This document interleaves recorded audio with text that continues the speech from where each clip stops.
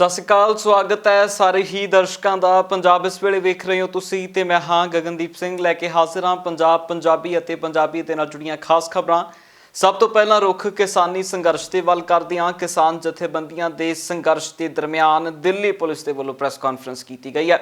26 ਜਨਵਰੀ ਦੀ ਘਟਨਾ ਨੂੰ ਲੈ ਕੇ ਦਿੱਲੀ ਪੁਲਿਸ ਦੇ ਮੁੱਖ ਆਗੂਆਂ ਦੇ ਵੱਲੋਂ ਬੈਠ ਕੇ ਇਸ ਪ੍ਰੈਸ ਕਾਨਫਰੰਸ ਦੇ ਵਿੱਚ ਸਬੂਤਾਂ ਦੇ ਸਮੇਤ ਗੱਲਬਾਤ ਕੀਤੀ ਗਈ ਹੈ ਤੇ ਨਾਲ ਹੀ ਦਿੱਲੀ ਪੁਲਿਸ ਦੇ ਵੱਲੋਂ ਇਸ ਮੌਕੇ ਦੇ ਉੱਤੇ ਕਿਹਾ ਗਿਆ ਹੈ ਕਿ 26 ਜਨਵਰੀ ਦੀ ਘਟਨਾ ਦੇ ਵਿੱਚ ਗਰਮ ਖਿਆਲੀ ਕਈ ਸੰਗਠਨਾਂ ਦਾ ਹੱਥ ਸੀ, ਜਿਸ ਕਰਕੇ ਅਜਿਹੀ ਘਟਨਾ ਵਾਪਰੀ ਹੈ। ਇਸ ਨੂੰ ਲੈ ਕੇ ਵਿਸਥਾਰ ਦੇ ਨਾਲ ਗੱਲਬਾਤ ਕੀਤੀ ਹੈ ਦਿੱਲੀ ਦੇ ਪੁਲਿਸ ਆਫਿਸਰਾਂ ਦੇ ਵੱਲੋਂ ਕੀ ਕੁਝ ਕਿਹਾ ਗਿਆ ਉਹ ਸੁਣਦੇ ਹਾਂ।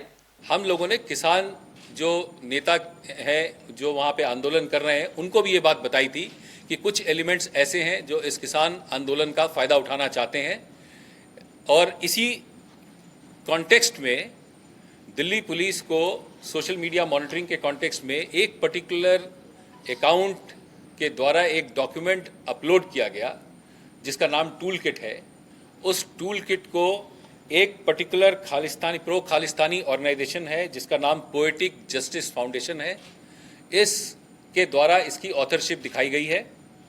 और इस डॉक्यूमेंट में एक एक्शन प्लान डिलिनेट किया गया है, जिस एक्शन प्लान में ये बताया गया है कि 26 जनवरी के बाद 26 जनवरी और उसके आसपास डिजिटल स्ट्राइक करना है, एक ट्वीट स्टॉर्म करना है 23 जनवरी के ऑनवर्ड्स, एक फिजिकल एक्शन करना है 26 जनवरी को, और फार्मर्स प्रोटेस्ट और जो मार्च 26 जनवरी को होना था उसको या तो ज्वाइन करना है या इसको वॉच करना है, कैसे ये दिल्ली में प्रवेश करता है और फिर वापस ये बॉर्डर पे जाता है। इसके लिए लोगों को बताया गया था इस टूल किट के माध्यम से।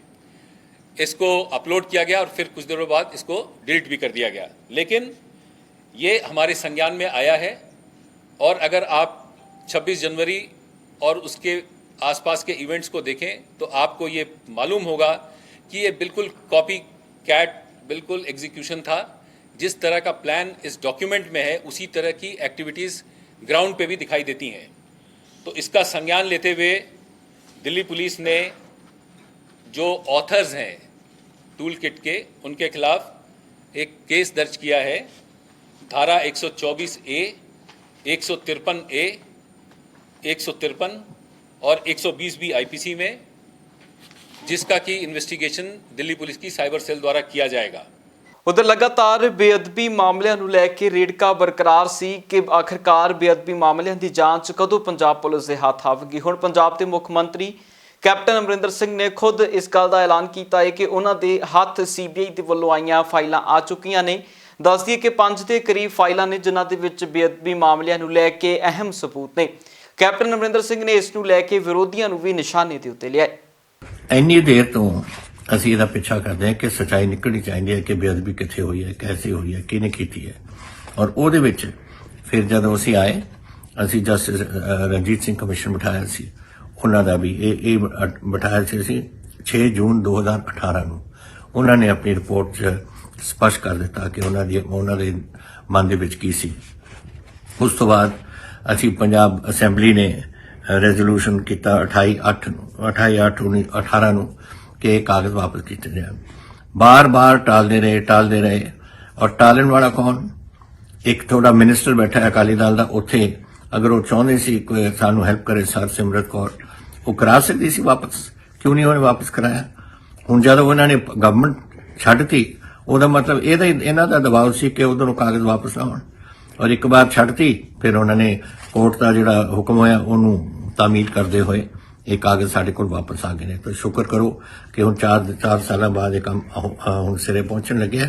ਔਰ ਅਸੀਂ ਹੁਣ ਇਹਦੀ ਸ਼ੁਰੂਆਤ ਕਰਾਂਗੇ ਤਾਂ ਕਿ ਜਿਨ੍ਹਾਂ ਨੇ ਬੇਅਦਬੀ ਕੀਤੀ ਹੈ ਉਹਦਾ ਅੰਤ ਵਿੱਚ ਆਪਾਂ ਇਸ ਨੂੰ ਸਿਰੇ ਚੜਾ ਕੇ ਛੱਡਾਂਗੇ, ਔਰ ਜਿਨ੍ਹਾਂ ਨੇ ਕੀਤਾ ਉਹਨਾਂ ਨੂੰ ਅਸੀਂ ਬਖਸ਼ਣਾ ਹੈ ਨਹੀਂ। ਉਧਰ ਦਿੱਲੀ ਦੇ ਮੁੱਖ ਮੰਤਰੀ ਅਰਵਿੰਦ ਕੇਜਰੀਵਾਲ ਦੇ ਵੱਲੋਂ ਦਿੱਲੀ ਦੇ ਵਿੱਚ ਚੱਲ ਰਹੇ ਕਿਸਾਨ ਅੰਦੋਲਨ ਦੇ ਦਰਮਿਆਨ ਦਿੱਲੀ ਦੀ ਪੁਲਿਸ ਦੇ ਵੱਲੋਂ ਵਰਤੀਆਂ ਜਾਣ ਵਾਲੀਆਂ DTC ਦੀਆਂ ਬੱਸਾਂ ਨੂੰ ਵਾਪਸ ਬੁਲਾਉਣ ਦੇ ਹੁਕਮ ਜਾਰੀ ਕੀਤੇ ਗਏ ਸੀ, ਜਿਸ ਤੋਂ ਬਾਅਦ ਖਬਰ ਸਾਹਮਣੇ ਆਈ ਹੈ ਕਿ ਇੱਕ ਝਟਕਾ ਦਿੱਲੀ ਦੀ ਸਰਕਾਰ ਨੂੰ ਵੀ ਕੇਂਦਰ ਸਰਕਾਰ ਦੇ ਵੱਲੋਂ ਦਿੱਤਾ ਜਾਣ ਦੀ ਤਿਆਰੀ ਕਰ ਲਈ ਗਈ ਹੈ।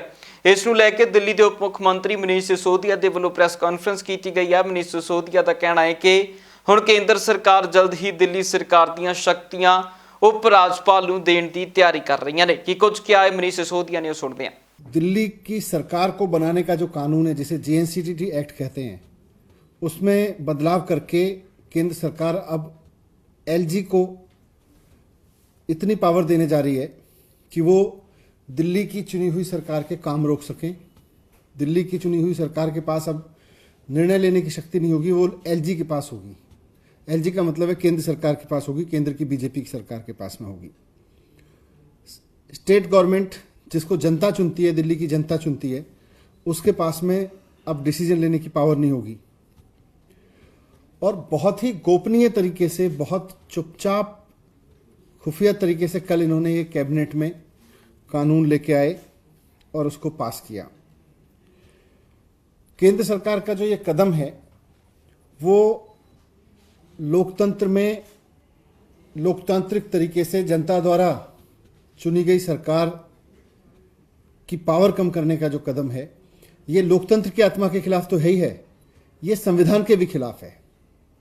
संविधान में साफ साफ लिखा हुआ है कि दिल्ली में एक चुनी हुई सरकार होगी और उसके पास में 3 सब्जेक्ट को छोड़ के सारे काम पर, 3 मुद्दों को छोड़ के, पुलिस, जमीन एंड पब्लिक ऑर्डर, इन 3 चीजों को छोड़ के दिल्ली की चुनी हुई सरकार, दिल्ली की चुनी हुई विधानसभा सारे मसलों पर निर्णय ले सकेगी और सारे मसलों पर गवर्नमेंट चला सकेगी। उधर पंजाब के मुख्य मंत्री कैप्टन अमरिंदर सिंह दे वल्लों अरविंद केजरीवाल ਨੂੰ ਲੈ ਕੇ ਇੱਕ ਵੀਡੀਓ ਨਸ਼ਰ ਕੀਤੀ ਗਈ ਸੀ, ਜਿਸ ਵੀਡੀਓ ਤੋਂ ਬਾਅਦ ਸਿਆਸੀ ਘਮਾਸਾਨ ਪੈਦਾ ਹੋ ਗਿਆ। ਇਸ ਨੂੰ ਲੈ ਕੇ ਅਰਵਿੰਦ ਕੇਜਰੀਵਾਲ ਦਾ ਕਹਿਣਾ ਹੈ ਕਿ ਕੈਪਟਨ ਅਮਰਿੰਦਰ ਸਿੰਘ ਇਸ ਵੀਡੀਓ ਨੂੰ ਡਿਲੀਟ ਕਰਨ, ਕਿਉਂਕਿ ਇਹ ਵੀਡੀਓ ਐਡਿਟ ਕੀਤੀ ਗਈ ਹੈ। ਇਸ ਨੂੰ ਲੈ ਕੇ ਅਰਵਿੰਦ ਕੇਜਰੀਵਾਲ ਦੇ ਬਿਆਨ ਤੋਂ ਬਾਅਦ ਰਾਜਕੁਮਾਰ ਵੇਰਕਾ ਦਾ ਬਿਆਨ ਆਇਆ। ਰਾਜਕੁਮਾਰ ਵੇਰਕਾ ਨੇ ਤਿੱਖੀ ਟਿੱਪਣੀ ਅਰਵਿੰਦ ਕੇਜਰੀਵਾਲ ਨੂੰ ਲੈਂਦਿਆਂ ਕੀਤੀ ਹੈ। ਬਈ ਕੈਪਟਨ ਅਮਰਿੰਦਰ ਸਿੰਘ ਦੇ ਉੱਪਰ ਆ ਕੇਜਰੀਵਾਲ ਸਾਹਿਬ ਨੇ ਕੇਸ ਕਰਕੇ ਫਿਰ ਮਾਫੀਓ ਮੰਗਣੀ ਹੈ ਨਾ। ਬਈ ਜਿੰਨਿਆਂ ਦੇ ਉੱਪਰ ਕੇਸ ਕੀਤੇ ਕੇਜਰੀਵਾਲ ਨੇ ਉਹ ਸਾਰਿਆਂ ਕੋ ਮਾਫੀ ਮੰਗੀ ਆ। ਤੇ ਕੇਜਰੀਵਾਲ ਸਾਹਿਬ ਵੈਸੇ ਤੁਹਾਡੀ ਫਿਤਰਤ ਮਾਫੀ ਮੰਗਣ ਦੀ ਹੋ ਚੁੱਕੀ ਆ, ਕਿਉਂਕਿ ਝੂਠ ਵੀ ਤੁਸੀਂ ਬੋਲਦੇ ਹੋ, ਆਖਰ ਮਾਫੀ ਵੀ ਤੁਸੀਂ ਮੰਗਦੇ ਹੋ। ਇਹ ਝੂਠ ਵੀ ਤੁਹਾਡਾ, ਮਾਫੀ ਵੀ ਤੁਹਾਡੀ। ਉਧਰ ਪੰਜਾਬ ਦੇ ਵਿੱਚ ਨਗਰ ਨਿਗਮ ਚੋਣਾਂ ਨੂੰ ਲੈ ਕੇ ਵੀ ਮਾਹੌਲ ਪੂਰੀ ਤਰ੍ਹਾਂ ਗਰਮਾ ਚੁੱਕਿਆ ਹੈ। ਨਗਰ ਨਿਗਮ ਚੋਣਾਂ ਨੂੰ ਲੈ ਕੇ ਵੱਖ-ਵੱਖ ਸਿਆਸੀ ਧਿਰਾਂ ਦੇ ਵੱਲੋਂ ਆਪਣੀਆਂ ਵਿਰੋਧੀ ਪਾਰਟੀਆਂ ਦੇ ਉੱਤੇ ਸਿਆਸੀ ਇਲਜ਼ਾਮਬਾਜ਼ੀ ਸ਼ੁਰੂ ਹੋ ਚੁੱਕੀ ਹੈ। ਇਸ ਦੇ ਵਿੱਚ ਅਕਾਲੀ ਦਲ ਹੋਵੇ, ਆਮ ਆਦਮੀ ਪਾਰਟੀ ਹੋਵੇ, ਕਾਂਗਰਸ ਹੋਵੇ ਜਾਂ ਫਿਰ ਭਾਜਪਾ ਜਾਂ ਫਿਰ ਅਜਿਹੀਆਂ ਧਿਰਾਂ ਜੋ ਲਗਾਤਾਰ ਵੋਟਾਂ ਦੇ ਵਿੱਚ ਉਤਰਦੀਆਂ ਨੇ, ਹੁਣ ਉਹਨਾਂ ਧਿਰਾਂ ਦੇ ਵੱਲੋਂ ਇੱਕ ਦੂਜੇ ਦੇ ਉੱਤੇ ਸਵਾਲੀਆ ਨਿਸ਼ਾਨ ਲਗਾਏ ਜਾ ਰਹੇ ਨੇ। ਇਸੇ ਕੜੀ ਦੇ ਵਿੱਚ ਰੂਪਨਗਰ ਦੇ ਵਿੱਚ ਪਹੁੰਚੇ ਅਕਾਲੀ ਦਲ ਦੇ ਆਗੂ ਦਲਜੀਤ ਸਿੰਘ ਚੀਮਾ ਦੇ ਵੱਲੋਂ ਕੈਪਟਨ ਅਮਰਿੰਦਰ ਸਿੰਘ ਨੂੰ ਲੈ ਕੇ ਟਿੱਪਣੀ ਕੀਤੀ ਗਈ ਹੈ ਤੇ ਚੋਣਾਂ ਦੇ ਵਿੱਚ ਸ਼ਾਂਤਮਈ ਮਾਹੌਲ ਰੱਖਣ ਦੇ ਲਈ ਚੋਣ ਕਮਿਸ਼ਨ ਦੇ ਕੋਲ ਵੀ ਅਪੀਲ ਕੀਤੀ ਗਈ ਸੀ ਕਿ ਪੰਜਾਬ ਦੇ ਵਿੱਚ ਪੈਰਾਮਿਲਟਰੀ ਫੋਰਸਿਸ ਦੀ ਵਰਤੋਂ ਕਰਕੇ ਹੀ ਚੋਣਾਂ ਕਰਵਾਈਆਂ ਜਾਣ। ਅਜਿਹਾ ਹੀ ਕੁਝ ਆਮ ਆਦਮੀ ਪਾਰਟੀ ਦੇ ਵੱਲੋਂ ਵੀ ਬਿਆਨ ਹੈ, ਉਹ ਬਿਆਨ ਵੀ ਸੁਣਾਵਾਂਗੇ ਤੇ ਉਸ ਤੋਂ ਬਾਅਦ ਇਸ ਸਾਰੇ ਬਿਆਨਾਂ ਦਾ ਜਵਾਬ ਪੰਜਾਬ ਸਰਕਾਰ ਦੇ ਵੱਲੋਂ ਪਾਪਕੀ ਕੈਪਟਨ ਅਮਰਿੰਦਰ ਸਿੰਘ ਦੇ ਵੱਲੋਂ ਰਾਜਕੁਮਾਰ ਵੇਰਕਾ ਨੇ ਦਿੱਤਾ ਹੈ। ਪਹਿਲਾਂ ਵਿਰੋਧੀ ਧਿਰਾਂ ਦੇ ਬਿਆਨ ਸੁਣਦੇ ਆ, ਫਿਰ ਸੱਤਾਧਾਰੀ ਧਿਰ ਦਾ ਬਿਆਨ ਸੁਣਾਂਗੇ। ਦੇਖੋ 21 ਸ਼ਹਿਰ ਦੇ ਵਾਰਡ ਹੈ ਤੇ 21 ਵਾਰਡਾਂ ਤੋਂ 21 ਉਮੀਦਵਾਰ ਸ਼੍ਰੋਮਣੀ ਅਕਾਲੀ ਦਲ ਦੇ ਤਕੜੀ ਸਿੰਬਲ ਦੇ ਉੱਤੇ ਚੋਣ ਲੜ। ਨੋਮੀਨੇਸ਼ਨਾਂ ਵੀ ਸਾਰਿਆਂ ਦੀਆਂ ਹੋ ਗਈਆਂ ਸੀ, ਅੱਜ ਸਕਰੂਟਨੀ ਵੀ ਸਾਰਿਆਂ ਦੀ ਹੋ ਗਈ, ਠੀਕ ਠਾਕ ਹੈ। ਇਸ ਕਰਕੇ 100% ਸ਼ਹਿਰ ਦੇ ਜਿੰਨੇ ਵਾਰਡ ਹੈ ਉੱਤੇ ਸ਼੍ਰੋਮਣੀ ਅਕਾਲੀ ਦਲ ਆਪਣੇ ਆਪ ਚੋਣ ਜਿਹੜੀ ਹੈ ਉਹ ਲੜ ਰਿਹਾ। ਕਿਹੜੇ ਮੁੱਦਿਆਂ ਨੂੰ ਲੈ ਕੇ ਜੀ ਵੋਟਾਂ ਮੰਗੀਆਂ ਜਾ ਰਹੀਆਂ, ਕਿੰਨਾ ਵਿਕਾਸ ਰਹਿੰਦਾ ਹੈ, ਕੀ ਕਰਵਾਇਆ ਗਿਆ ਪਿਛਲੇ ਸਮੇਂ 'ਚ? ਦੇਖੋ ਮੇਨ ਜਿਹੜਾ ਮੁੱਦਾ ਸਾਡਾ ਕਿ ਸਰਦਾਰ ਪ੍ਰਕਾਸ਼ ਸਿੰਘ ਬਾਦਲ ਸਾਹਿਬ ਦੇ ਰਾਜ ਭਾਗ ਦੇ ਵਿੱਚ ਬਹੁਤ ਵੱਡਾ ਵਿਕਾਸ ਰੋਪੜ ਸ਼ਹਿਰ ਦਾ ਹੋਇਆ। ਵੱਡੀਆਂ ਸੜਕਾਂ ਤੋਂ ਲੈ ਕੇ ਬਾਈਪਾਸ ਤੋਂ ਲੈ ਕੇ ਨਹਿਰਾਂ ਦੇ ਉੱਤੇ ਪੁਲ, 56 ਕਰੋੜ ਦੀ ਸੀਵਰੇਜ ਦੀ ਸਕੀਮ, 100% ਗਲੀਆਂ ਬਣਾਈਆਂ, ਸਟਰੀਟ ਲਾਈਟਾਂ ਲਾਈਆਂ, ਸੀਵਰੇਜ ਦੇ ਟ੍ਰੀਟਮੈਂਟ ਪਲਾਂਟ ਲਾਏ, ਸ਼ਹਿਰ ਦਾ ਸੀਨੀਅਰ ਸੈਕੰਡਰੀ ਸਕੂਲ ਬਣਾਇਆ, ਪਾਣੀ ਦੀਆਂ ਟੈਂਕੀਆਂ ਬਣਾਈਆਂ। ਕੋਈ ਗਿਣਤੀ ਨਹੀਂ ਹੈ ਕੰਮਾਂ ਦੀ। ਇੰਨਾ ਵੱਡਾ ਵਿਕਾਸ ਸਾਡੇ ਸਮੇਂ ਦੇ ਉੱਤੇ ਹੋਇਆ ਸੀਗਾ। ਪਰ ਅੱਜ ਲੋਕੀ ਸ਼ਹਿਰ ਦੇ ਜਿਹੜੇ ਆ ਮਿਊਸ ਹੈ ਕਿ ਜਦੋਂ ਦੀ ਸਰਕਾਰ ਬਦਲੀ ਹੈ ਤੇ ਜਿਹੜੇ ਕਮੇਟੀ ਕੋਲ ਪੈਸੇ ਸੀ ਉਹ ਵੀ ਕਾਂਗਰਸ ਸਰਕਾਰ ਲਾਉਣ ਤੋਂ ਰੋਕਦੀ ਰਹੀ। ਜਿਹੜੇ ਸਾਡੇ ਖਾਤਿਆਂ 'ਚ ਪੈਸੇ ਪਏ ਸੀ ਉਹ ਵੀ ਵਾਪਸ ਲੈ ਗਏ। ਔਰ ਦੂਜਾ ਜਿਹੜੇ 4.25 ਸਾਲ ਦੀ ਸਰਕਾਰ ਦੀ ਕਾਂਗਰਸ ਦੀ ਕਾਰਗੁਜ਼ਾਰੀ ਹੈ ਉਹ ਬੇਹੱਦ ਨਿਰਾਸ਼ਾਜਨਕ ਹੈ। ਹੁਣ ਕਿਉਂਕਿ ਇਹ ਇਲੈਕਸ਼ਨ ਖਤਮ ਹੋਣੀ ਹੈ, ਦੂਜੀ ਸ਼ੁਰੂ ਹੋ ਜਾਣੀ, ਇਸ ਕਰਕੇ ਦੋਵੇਂ ਇਸ਼ੂ ਨਾਲ ਚੱਲਣਗੇ ਕਿ ਜਿਹੜੀਆਂ ਗੁਟਕਾ ਸਾਹਿਬ ਦੀਆਂ ਕਸਮਾਂ ਖਾਧੀਆਂ ਸੀ ਉਹਨਾਂ ਦਾ ਕੀ ਬਣਿਆ, ਜਿਹੜੇ ਨੌਜਵਾਨਾਂ ਨਾਲ ਘਰ ਨੌਕਰੀਆਂ ਦੇ ਵਾਅਦੇ ਕੀਤੇ ਸੀ ਉਹਨਾਂ ਦਾ ਕੀ ਬਣਿਆ, ਤੇ ਜਿਹੜੇ ਸ਼ਹਿਰ ਦੇ ਨਾਲ ਤੁਸੀਂ ਜਿਹੜੀ ਹੈਗੀ ਆ ਵਿਤਕਰਾ ਕੀਤਾ ਉਹਦੀ ਸਜ਼ਾ। ਇਹ ਸਾਰੀਆਂ ਚੀਜ਼ਾਂ ਇਕੱਠੀਆਂ ਹੋ ਕੇ ਇਲੈਕਸ਼ਨ ਦਾ ਹਿੱਸਾ ਬਣਨੀਆਂ। ਵੀ ਅਸੀਂ ਜਿਹੜਾ ਹੈਗਾ ਅੱਜ ਮੰਗ ਕਰਕੇ ਆਵਾਂਗੇ ਕਿ ਜਿੰਨੇ ਵੀ ਪੰਜਾਬ 'ਚ ਕੈਂਡੀਡੇਟ ਨੇਗੇ, ਖਾਸ ਤੌਰ ਤੇ ਜਿਹੜੇ ਆਮ ਆਦਮੀ ਪਾਰਟੀ ਦੇ ਕੈਂਡੀਡੇਟ ਨੇ, ਕਿਉਂਕਿ ਕਾਂਗਰਸ ਪਾਰਟੀ ਲਗਾਤਾਰ ਆਮ ਆਦਮੀ ਪਾਰਟੀ ਦੇ ਜਿਹੜੇ ਕੈਂਡੀਡੇਟ ਨੂੰ ਨਿਸ਼ਾਨਾ ਬਣਾ ਰਹੀ ਆ, ਉਹਨਾਂ ਸਾਰਿਆਂ ਨੂੰ ਜਿਹੜਾ ਹੈਗਾ ਸਿਕਿਉਰਿਟੀ ਪ੍ਰਦਾਨ ਕੀਤੀ ਜਾਵੇ, ਉਹਨਾਂ ਸਭ ਨੂੰ ਸੁਰੱਖਿਆ ਪ੍ਰਦਾਨ ਕੀਤੀ ਜਾਵੇ। ਔਰ ਦੂਜੇ ਪਾਸੇ ਪੰਜਾਬ ਦੇ ਜਿਹੜੇ ਸਾਰੇ ਸੈਂਸਿਟਿਵ ਪੁਆਇੰਟ ਨੇਗੇ, ਇਹਨਾਂ ਸਾਰੀਆਂ ਜਗ੍ਹਾ ਦੇ ਉੱਤੇ ਜਿਹੜੀ ਆ ਪੈਰਾਮਿਲਟਰੀ ਫੋਰਸਸ ਲਾਈ ਜਾਵੇ। ਕਿਉਂਕਿ ਇਸ ਤੋਂ ਪਹਿਲਾਂ ਵੀ ਅਸੀਂ ਜਦੋਂ ਆਏ ਸੀਗੇ, ਤੁਹਾਨੂੰ ਸਭ ਨੂੰ ਪਤਾ ਹੈਗਾ ਕਿ ਪਿਛਲੇ ਹਫਤੇ ਅਸੀਂ ਆ ਕੇ ਗਏ ਸੀ, ਉਸ ਦਿਨ ਵੀ ਅਸੀਂ ਜਿਹੜਾ ਹੈਗਾ ਇਲੈਕਸ਼ਨ ਕਮਿਸ਼ਨ ਤੋਂ ਮੰਗ ਕੀਤੀ ਸੀ ਕਿ ਪੰਜਾਬ ਵਿੱਚ ਜਿਹੜੀ ਆ ਪੈਰਾਮਿਲਟਰੀ ਫੋਰਸਸ ਲਾਈਆਂ ਜਾਣ, ਕਿਉਂਕਿ ਪੰਜਾਬ ਵਿੱਚ ਜਿਹੜਾ ਹੈਗਾ ਪੰਜਾਬ ਪੁਲਿਸ ਦਾ ਕਾਂਗਰਸ ਪਾਰਟੀ ਨੇ ਸਿਆਸੀਕਰਨ ਕੀਤਾ ਹੋਇਆ। ਔਰ ਲਗਾਤਾਰ ਪੰਜਾਬ ਦੇ ਵਿੱਚ ਜਿਹੜੀ ਉਹ SHO ਲੱਗੇ ਹੋਏ ਨੇ, ਜਾਂ ਉਹ DSP ਲੱਗੇ ਹੋਏ ਨੇ, ਜਾਂ SDM ਲੱਗੇ ਹੋਏ ਨੇ, ਜਿਨ੍ਹਾਂ ਨੂੰ 3 ਸਾਲ ਤੋਂ ਉੱਪਰ ਦਾ ਸਮਾਂ ਹੋ ਗਿਆ। ਪੰਜਾਬ ਵਿੱਚ ਬਹੁਤੀ ਜਗ੍ਹਾ ਤੇ 3 ਸਾਲ ਤੋਂ ਉੱਪਰ ਤੋਂ SHO ਲੱਗੇ ਨੇ, DSP ਲੱਗੇ ਨੇ, SDM ਲੱਗੇ ਨੇਗੇ, ਤਹਿਸੀਲਦਾਰ ਲੱਗੇ ਨੇਗੇ। ਉਹ ਲਗਾਤਾਰ ਕਾਂਗਰਸ ਪਾਰਟੀ ਦੇ ਜਿੰਨੇ ਨੁਮਾਇੰਦੇ ਨੇ ਉਹਨਾਂ ਦੀ ਹਮਾਇਤ ਕਰ ਰਹੇ ਨੇਗੇ। ਸੋ ਇਸ ਗੱਲ ਨੂੰ ਲੈ ਕੇ ਅਸੀਂ ਪਹਿਲਾਂ ਮਿਲੇ ਤੇ ਅੱਜ ਵੀ ਸਾਡੀ ਉਹੀ ਮੰਗ ਆ, ਪਰ ਲੇਕਿਨ ਅਸੀਂ ਹੁਣ ਮੰਗ ਕਰਦੇ ਆਂਗੇ ਕਿ ਜਿੰਨੇ ਕੈਂਡੀਡੇਟ ਨੇ ਪੰਜਾਬ ਵਿੱਚ, ਖਾਸ ਤੌਰ ਤੇ ਆਮ ਆਦਮੀ ਪਾਰਟੀ ਦੇ, ਸਭ ਨੂੰ ਸਿਕਿਉਰਿਟੀ ਦਿੱਤੀ ਜਾਵੇ। ਔਰ ਨਾਲ ਦੀ ਨਾਲ ਪੰਜਾਬ ਵਿੱਚ ਜਿਹੜੀ ਆ ਪੈਰਾਮਿਲਟਰੀ ਫੋਰਸ ਜਿਹੜੀ ਆ ਉਹ ਲਗਾਈ ਜਾਵੇ। ਤੇ ਹੁਣ ਬਿਆਨ ਸੁਣਾਉਂਦੇ ਆ ਕਿ ਆਖਿਰਕਾਰ ਰਾਜਕੁਮਾਰ ਵੇਰਕਾ ਦੇ ਵੱਲੋਂ ਕਿਸ ਤਰ੍ਹਾਂ ਜਵਾਬ ਦਿੱਤਾ ਗਿਆ ਵਿਰੋਧੀ ਧਿਰਾਂ ਦੀਆਂ ਸਾਰੀਆਂ ਗੱਲਾਂ ਦਾ। ਬਈ ਇਹ ਹਾਰ ਦੇ ਸ਼ੰਕਾ ਇਹਨਾਂ ਨੂੰ ਸਾਰਿਆਂ ਨੂੰ ਪਈ ਹੋਈ ਹੈ। ਇਹਨਾਂ ਨੂੰ ਪਤਾ ਲੱਗ ਗਿਆ ਕਿ ਬੁਰੀ ਤਰ੍ਹਾਂ ਹਾਰਨਾ ਹੈ, ਤੇ ਹਾਰਨ ਦੇ ਕਾਰਨ ਇਹ ਘਬਰਾਹਟ 'ਚ ਬੋਲ ਰਹੇ ਹੈ। ਇਹ ਕਹਿੰਦੇ ਹੈ ਕਿ ਕਾਂਗਰਸ ਪਾਰਟੀ ਧਾਂਦਲੀਆਂ ਕਰੇਗੀ। ਅਸੀਂ ਕਿਉਂ ਧਾਂਦਲੀਆਂ ਕਰਾਂਗੇ ਭਾਈ? ਇਹ ਦੇਸ਼ ਦੇ ਅੰਦਰ ਕਾਨੂੰਨ ਦਾ ਰਾਜ ਹੈ ਤੇ ਅਸੀਂ ਕਾਨੂੰਨ ਤੇ ਵਿਸ਼ਵਾਸ ਰੱਖਦੇ ਹਾਂ। ਇਹ ਅਕਾਲੀ ਦਲ ਦੀ ਸਰਕਾਰ ਨਹੀਂ ਕਿ ਡੰਡੇ ਦੇ ਜ਼ੋਰ ਦੇ ਉੱਪਰ ਲੋਕਾਂ ਦੇ ਕਾਗਜ਼ ਰੱਦ ਕਰਾਵਾਂਗੇ। ਅਸੀਂ ਕੋਈ ਕਾਗਜ਼ ਰੱਦ ਨਹੀਂ ਕਰਾਵਾਂਗੇ। ਇਹਨਾਂ ਦਾ ਡਰ ਬੋਲਦਾ, ਇਹਨਾਂ ਦੀ ਹਾਰ ਬੋਲਦੀ ਹੈ। ਉਧਰ ਕੇਂਦਰੀ ਰਾਜ ਮੰਤਰੀ ਕਿਸ਼ਨ ਗੋਪਾਲ ਗੁੱਜਰ ਦੇ ਵੱਲੋਂ ਵੀ ਪ੍ਰੈਸ ਕਾਨਫਰੰਸ ਕੀਤੀ ਗਈ ਹੈ। ਦੱਸਦੀ ਹੈ ਕਿ ਬੀਤੇ ਦਿਨਾਂ ਰਕੇਸ਼ ਟਕੈਤ ਦੇ ਵੱਲੋਂ ਗੁੱਜਰ ਨੂੰ ਲੈ ਕੇ ਕਈ ਤਰ੍ਹਾਂ ਦੇ ਬਿਆਨ ਦਿੱਤੇ ਗਏ ਸਨ, ਜਿਸ ਦੇ ਉੱਤੇ ਗੁੱਜਰ ਦੇ ਵੱਲੋਂ ਪ੍ਰੈਸ ਕਾਨਫਰੰਸ ਕਰਦਿਆਂ ਆਪਣੇ ਉੱਤੇ ਲੱਗੇ ਸਾਰੇ ਇਲਜ਼ਾਮਾਂ ਨੂੰ ਝੂਠਾ ਕਰਾਰ ਦਿੱਤਾ ਹੈ ਤੇ ਨਾਲ ਹੀ ਉਹਨਾਂ ਨੇ ਇਹ ਵੀ ਕਿਹਾ ਹੈ ਕਿ ਕਿਸਾਨਾਂ ਦਾ ਸੰਘਰਸ਼ ਨਾ ਕਿਸੇ ਧਰਮ ਦਾ ਹੈ ਤੇ ਨਾ ਹੀ ਕਿਸੇ ਪਾਰਟੀ ਦਾ। ਇਸ ਕਰਕੇ ਸਰਕਾਰ ਕਿਸਾਨਾਂ ਦੀ ਹੈ ਤੇ ਕਿਸਾਨ ਸਰਕਾਰ ਦੇ ਨੇ। ਸਰਕਾਰ ਹਰ ਵਕਤ ਗੱਲਬਾਤ ਕਰਨ ਦੇ ਲਈ ਤਿਆਰ ਹੈ ਤੇ ਜਲਦੀ ਇਸ ਕਿਸਾਨੀ ਮਸਲੇ ਦਾ ਹੱਲ ਵੀ ਨਿਕलेगा। किसान की कोई जाति नहीं होती, किसान की कोई पार्टी भी नहीं है, किसान का कोई धर्म भी नहीं है। किसान सबका है और सब किसान के हैं। जैसे आप देखते हैं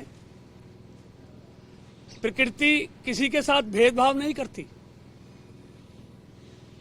सूरज धूप देने में, बादल बरसने में किसी के साथ भेदभाव नहीं करते। ऐसे ही मोदी जी भी किसी के साथ भेदभाव नहीं करते। मोदी जी भी सबके हैं और सब मोदी जी के हैं। इसलिए हमने नंदकिशोर जी से और समाज से कहा कि टकराव का रास्ता ठीक नहीं है। टकराव किसी समस्या का समाधान नहीं है।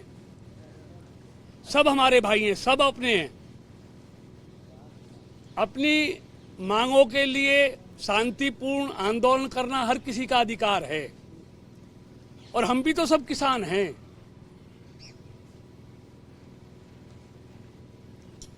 इसलिए मोदी जी के लिए